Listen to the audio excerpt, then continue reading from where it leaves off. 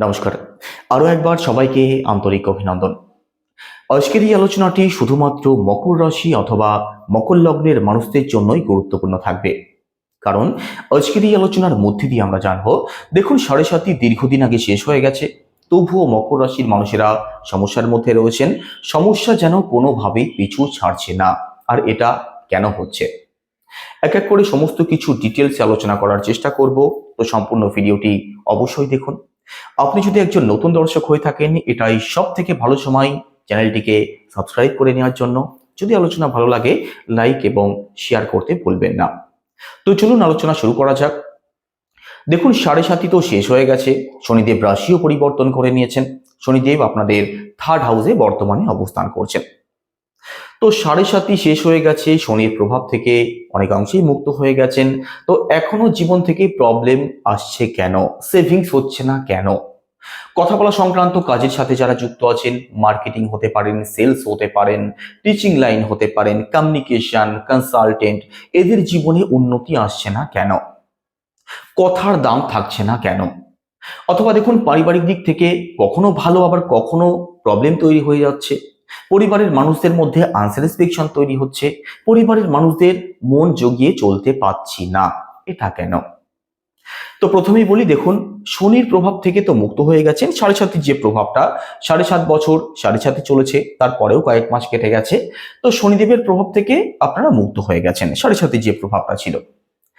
এখন শনিদেবের প্রভাব থেকে মুক্ত হয়ে গেলেও রাহু কিন্তু আপনাদের সেকেন্ড হাউসে অবস্থান করছেন। রাহু সেকেন্ড হাউসে অবস্থান করছেন, দেবগুরু বৃহস্পতির উপরে রাহুর দৃষ্টিও রয়েছে। একই সাথে রাহুর দৃষ্টি আপনাদের দশম ভাবে পড়ছে। তো দশম ভাবে রাহুর দৃষ্টি থাকায় কর্মজীবনের দিক থেকে প্রবলেম আসছে, সফলতা আসতে সমস্যা হচ্ছে। কাজের দিক থেকে একটা লেজিনেস আপনাদের মধ্যে রয়েছে, পরে করব বলে ফেলে রাখার মতো বিষয় আপনাদের মধ্যে লক্ষ্য করা যাচ্ছে। অথবা আপনি ততটা অ্যাক্টিভ হতে পারছেন না।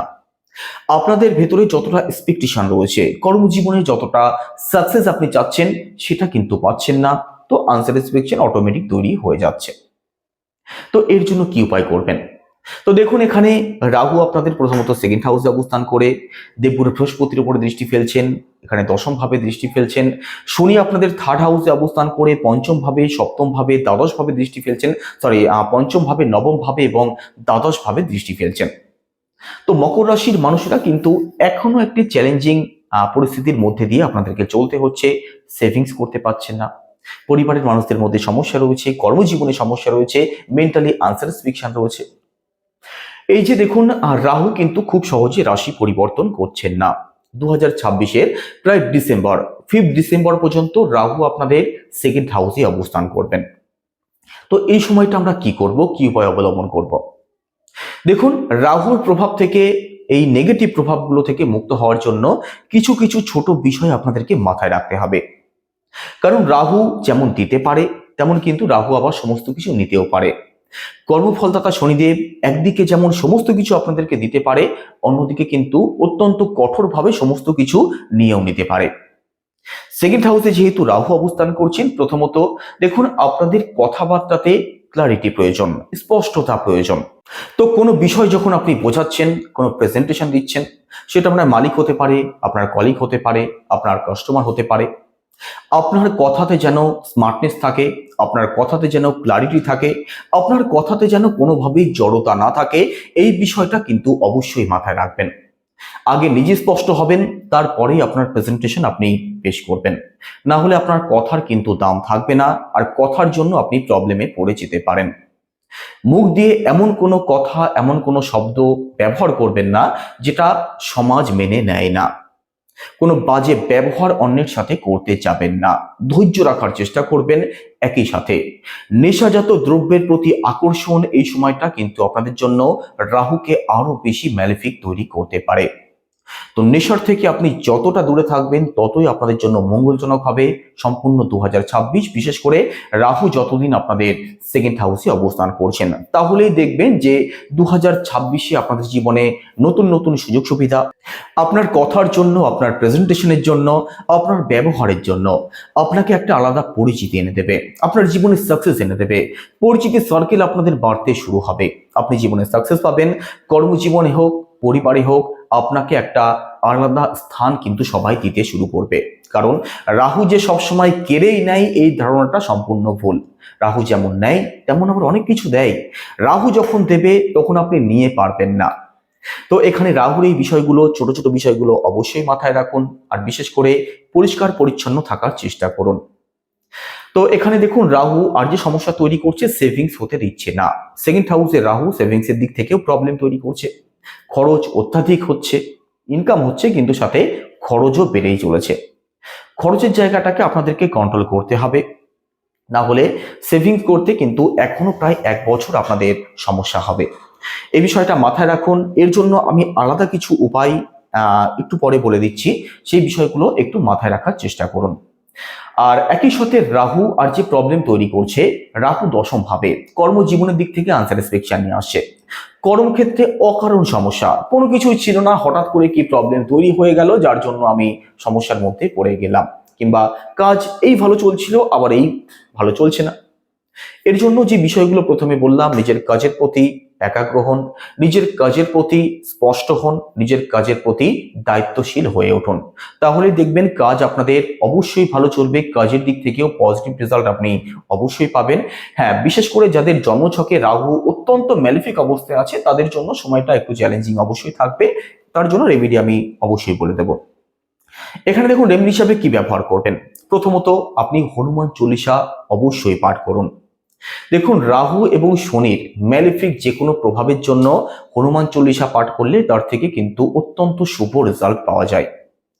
একই সাথে আপনি প্রতি মঙ্গলবার হনুমান মন্দিরে কিছু দান করতে পারেন। কোনো লাল বস্ত্র কিংবা কোনো লাল জিনিসের দান আপনি মঙ্গলবার করে করতে পারেন। একই সাথে মিষ্টি মিষ্টি কথা বলতে শুরু করুন, তাহলে দেখবেন জীবনের সমস্ত সমস্যাগুলো ঠিক হতে শুরু হবে। আপনারা যে বর্তমানে সমস্যার মধ্যে রয়েছেন তার থেকে নিশ্চিতভাবে বেরিয়ে আসতে পারবেন। একই সাথে শনিদেব আপনাদের থার্ড হাউসে অবস্থান করছেন। শনিদেবের দৃষ্টি পড়ছে আপনাদের পঞ্চম ভাবে, নবম ভাবে, দ্বাদশ ভাবে। দেখুন থার্ড হাউসে রাহু যে আপনাদের জন্য নেগেটিভ ফলদায়ক হবেন সেটা তো কখনোই নয়। তবে অনলাইন কাজ, কোনো ডিজিটাল কাজ, সোশ্যাল মিডিয়া অথবা ট্যুর অ্যান্ড ট্রাভেলের সাথে যারা যুক্ত আছেন আপনাদের জন্য একটু সময় বেশি লাগতে পারে। আপনাদের কাজের সফলতার জন্য একটু সময় বেশি লাগতে পারে, তবে সফলতা কিন্তু আপনি অবশ্যই পাবেন। শনিদেব যেহেতু অত্যন্ত স্লো একটি গ্রহ, 2.5 বছরে একবার রাশি পরিবর্তন করেন। তো শনিদেব যখন যে ঘরে অবস্থান করে সেই ঘরের রেজাল্ট যেন একটু স্লো হয়ে যায়, তবে কাজ কিন্তু ভালো চলে। কর্মজীবনের দিক থেকে যদি আপনি সিরিয়াস থাকুন, যদি এই সমস্ত কোনো কাজের সাথে আপনি যুক্ত থাকেন, তাহলে কর্মজীবনের দিক থেকে একটু সিরিয়াসনেস প্রয়োজন।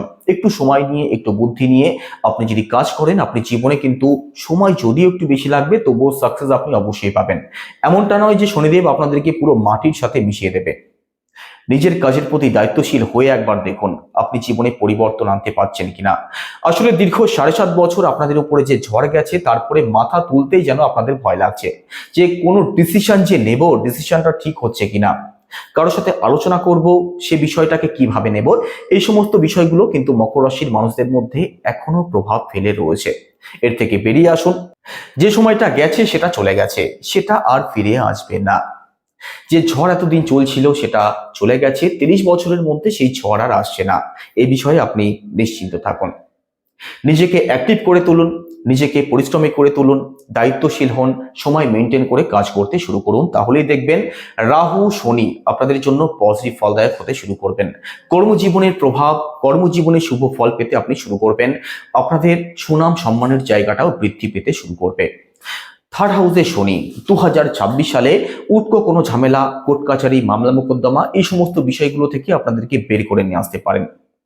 আপনাদের মধ্যে কিছু কিছু ক্ষেত্রে লেজিনেস কিন্তু অবশ্যই থাকবে, তার থেকে আপনাদেরকে বেরিয়ে আসতে হবে, না হলে আপনি প্রবলেমে পড়ে যাবেন। পঞ্চম ভাবে শনির দৃষ্টি পড়ছে। এখানে সন্তানকে নিয়ে যারা অত্যাধিক সমস্যার মধ্যে রয়েছেন, সন্তানের স্বাস্থ্য নিয়ে, সন্তানের কেরিয়ার নিয়ে, সন্তানের পড়াশোনা নিয়ে, তার থেকে দেখবেন আপনি নিশ্চিতভাবে বেরিয়ে আসতে পারবেন। যেটা এতদিন হচ্ছিল না সেই সমস্যা থেকে আপনি বেরিয়ে আসতে পারবেন। সন্তান প্ল্যানিং একটু ডিলে হতে পারে, সময় একটু বেশি লাগতে পারে, তবে সন্তান পক্ষ আপনাদের ভালো থাকবে। আপনার সন্তানের মধ্যে সিরিয়াসনেস তো অবশ্যই থাকবে, তবে কখনো কখনো লেজিনেসও একটু লক্ষ্য করতে পারবেন, তবে সন্তান পক্ষ আপনাদের ভালোই থাকবে। ফিফথ হাউস হয় আমাদের রিলেশনের, তো রিলেশনের দিক থেকে সিরিয়াস থাকতেই হবে, রিলেশনের জায়গাটা কিন্তু খুব ভালো থাকবে না।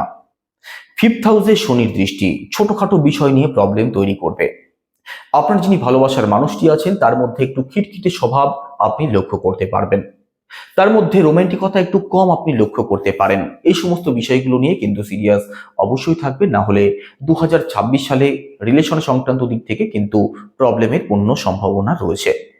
ছোটখাটো বিষয়গুলিকে আপনি যত অ্যাভয়েড করবেন আপনাদের রিলেশনের জায়গাটা ততই ভালো হতে দেখা যাবে। একই সাথে জ্ঞান বুদ্ধির জায়গা আপনাদের ভালো থাকবে। জ্ঞান বুদ্ধিকে আপনি সঠিকভাবে কাজে লাগাতে পারবেন, আপনি মানুষ চিনতে পারবেন। এছাড়া দেখুন শনিদেবের দৃষ্টি আপনাদের নবম ভাবে পড়ছে। নবম ভাবে শনির দৃষ্টি, দেখুন নবম ভাব আমাদের ভাগ্যস্থান। শনি অত্যন্ত স্লো একটি প্ল্যানেট, 2.5 বছরে রাশি পরিবর্তন করেন। তো ভাগ্যের ফল পেতেও কিন্তু সময় আপনাদের একটু বেশি লাগবে। এমনটা নয় যে কাজ আমি এখন করছি তার রেজাল্ট আমি সাথে সাথে পেয়ে যাব কিংবা একদিন পরে পেয়ে যাব, এটা কিন্তু হবে না। মকর রাশির মানুষ যারা আছেন ধৈর্য কিন্তু আপনাদের ধরতেই হবে, ধৈর্য ধরে কোনো কাজ করতে হবে। ভাগ্যের দিক থেকে সাপোর্ট তো আপনি অবশ্যই পাবেন, সে বিষয়ে কোনো সন্দেহ নেই। তবে যে কাজ আপনাদের দুদিনে হয়ে যাওয়ার কথা সেই কাজ হতে আরো দুদিন আপনাদের বেশি সময় লাগতে পারে। অনেকে হয়তো এটাকে অপছন্দ করবেন, সবাই ভালোটাই শুনতে পছন্দ করেন, সত্যটা শুনতে কেউ পছন্দ করেন না। সেক্ষেত্রে আপনাদের একটা কথা বলি, যে রেজাল্ট আপনাদের প্রাপ্তি হবে সেটাই তো আলোচনা করতে হবে। বানিয়ে বানিয়ে ভুলভাল আলোচনা করে কোনো লাভ নেই। মন রাখার জন্য কোনো কিছু বলে আপনি সেই ফল যে আপনাদের প্রাপ্তি হয়ে যাবে সেটা তো নয়। তো ধৈর্য ধরুন, পরিশ্রম করুন, আপনি সফল অবশ্যই হবেন। মকর রাশির মানুষদের জীবন 2026 সালে খুবই ভালো থাকবে। শুধু ছোটখাটো কিছু বিষয় যদি আপনি মাথায় রাখেন দেখবেন আপনাদের জীবনে 2026 সালে একটা টার্নিং পয়েন্ট আসবে, আর সেখান থেকে আপনাদের জীবনে আপনারা সফলতার দিকে এগোতে শুরু করবেন। এছাড়া এখানে আর নবম ভাবে শনির দৃষ্টি বাবার স্বাস্থ্যের দিক থেকে কখনো কখনো প্রবলেম তৈরি করবে। শর্ট ট্রাভেল, স্পিরিচুয়াল ট্রাভেল আপনাদের বাড়তে পারে, বিশেষ করে যারা ট্যুর অ্যান্ড ট্রাভেলের সাথে যুক্ত আছেন, তথ্য আদান প্রদানের কাজ করেন, ইম্পোর্ট এক্সপোর্টের কাজ করেন, আপনাদের জন্য অত্যন্ত পজিটিভ থাকবে। কর্মজীবনের দিক থেকে সুনাম সম্মান আপনাদের প্রাপ্তি হওয়ার সম্ভাবনা থাকছে। ঘর পরিবারের শুভ কার্য, মাঙ্গলিক কার্যের জন্যও বিশেষভাবে ভালো সময় থাকবে। স্পিরিচুয়াল কোনো ট্রাভেল আপনাদের হতে পারে। এখানে উচ্চশিক্ষার সাথে যারা যুক্ত আছেন আপনাদের মধ্যে সিরিয়াসনেস বাড়বে, আপনি পড়াশোনার দিক থেকে সফলতার দিকে অবশ্যই এগিয়ে যাবেন। একই সাথে শনির দৃষ্টি আপনাদের দ্বাদশ ভাবেও থাকবে। দ্বাদশ ভাবে শনির দৃষ্টি প্রথমত বিদেশি গতিবিধিকে বেটার করবে, আর বিদেশ থেকে ইনকাম যাদের আসে আপনাদের জন্য ভালো সময় থাকবে। বিদেশে কোনো আত্মীয় স্বজন রয়েছে যাদের সাথে কোনোভাবেই যোগাযোগ হচ্ছে না, তাদের জন্য ভালো সময় থাকবে। মেডিসিন সংক্রান্ত কোনো লাইনে যারা রয়েছেন, চিকিৎসা সংক্রান্ত কোনো কাজের সাথে যারা যুক্ত আছেন, মকর রাশির তেমন কোনো মানুষ যদি থেকে থাকেন আপনাদের জন্যও 2026 সাল অত্যন্ত পজিটিভ থাকবে। আপনাদের কর্মজীবনের দিক থেকে সুনাম সম্মান আপনি যেমন পাবেন তেমনি সফলতা প্রাপ্তিরও সম্ভাবনা রয়েছে। ইনকামের জায়গাটা বেটার হওয়ার সম্ভাবনা থাকছে। তবে অন্যদের জন্য চিকিৎসা সংক্রান্ত দিক থেকে খরচ বৃদ্ধিরও কিন্তু একটা সম্ভাবনা থাকছে। ডাক্তার, হসপিটাল, নার্সিং হোম এইসবের কারণে খরচ আপনাদের বাড়তে পারে, আপনি অথবা আপনার পরিবারের কারোর জন্য। এই দিকগুলো অবশ্যই একটু সিরিয়াস থাকার চেষ্টা করুন, বাদবাকি দিকগুলো আপনাদের ভালোই থাকবে। তো আগত নতুন বছর 2026কে পজিটিভ করার জন্য আমরা কি উপায় অবলম্বন করতে পারি? প্রথমেই বললাম হনুমান চল্লিশা আপনাদের পাঠ করতে হবে। আপনি কোনো হনুমান মন্দিরে গিয়ে শনিবারে কিছু দান করতে পারেন। একই সাথে দেখুন কোনো লাল বস্ত্র, কোনো লাল জিনিসের আপনি দান করতে পারেন। এছাড়া প্রতি শনিবার যারা নোংরা নিতে আসে, যারা নোংরা পরিষ্কার করে, রাস্তা ঝাড় দেয়, আপনার বাড়িতে সকালে যারা নোংরা নিতে আসে তাদেরকে প্রতি শনিবার আপনার যতটা সম্ভব ততটা কিছু দান করতে পারেন। প্রতি সপ্তাহে যে দান করতে হবে তেমনটা কোনো বিষয় না, আপনি মাসেও একদিন করতে পারেন। একই সাথে আপনি শনিদেবের বীজ মন্ত্র জপ করতে পারেন, যেটা কি ওম প্রাম প্রিম প্রমসা শনেশ্বরায় নমঃ। এটা রোজ 108 বার করে আপনাদেরকে জপ করতে হবে। শুধু এই সমস্ত বিষয়গুলো আপনি মাথায় রাখুন। যদি সম্ভব হয় পথ চলতি কোনো কুকুরকে শনিবার করে আপনি কিছু খাদ্য বস্তু দান করুন। আপনি যেটা খুশি সেটাই দান করতে পারেন, সেটাতেই কাজ হবে। কালো সাদা কুকুর তেমন কোনো বিষয় নেই, আপনি যে কোনো কুকুরকে দান করতে পারেন, যে কোনো কুকুরকে আপনি খাওয়াতে পারেন প্রতি শনিবার করে। তাহলেই দেখবেন 2026 সাল আপনাদের জীবনে অত্যন্ত পজিটিভ হবে। 2026 সালে আপনাদের জীবনে সমস্ত যে বাধা বিপত্তিগুলো আপনি বর্তমানে ফেস করছেন তার থেকে আপনি নিশ্চিতভাবে বেরিয়ে আসতে পারবেন। তো কেমন লাগলো আলোচনা অবশ্যই কমেন্টে জানাবেন। আমি এক এক করে প্রতিটা পয়েন্টকে ধরে আলোচনা করার চেষ্টা করেছি। যাদের বুঝতে কোনো অসুবিধা হয়েছে অবশ্যই কমেন্টে জানাবেন। একই সাথে বর্তমানে আপনি কি সমস্যার মধ্যে রয়েছেন সেটাও আমাকে কমেন্টে অবশ্যই জানাবেন। আমি এর উপরে আরেকটি নতুন ভিডিও আনার চেষ্টা করব, আপনাদের সমস্যাগুলো নিয়ে নিশ্চিতভাবে আলোচনা করার চেষ্টা করব। তো সবাই ভালো থাকুন, নতুন বছর আপনাদের প্রত্যেকের জন্যই খুব ভালো হোক, সর্বমঙ্গলময় ঈশ্বর আপনাদের সমস্ত প্রকার সমস্যাগুলো থেকে বের করে নিয়ে আসুক। নমস্কার।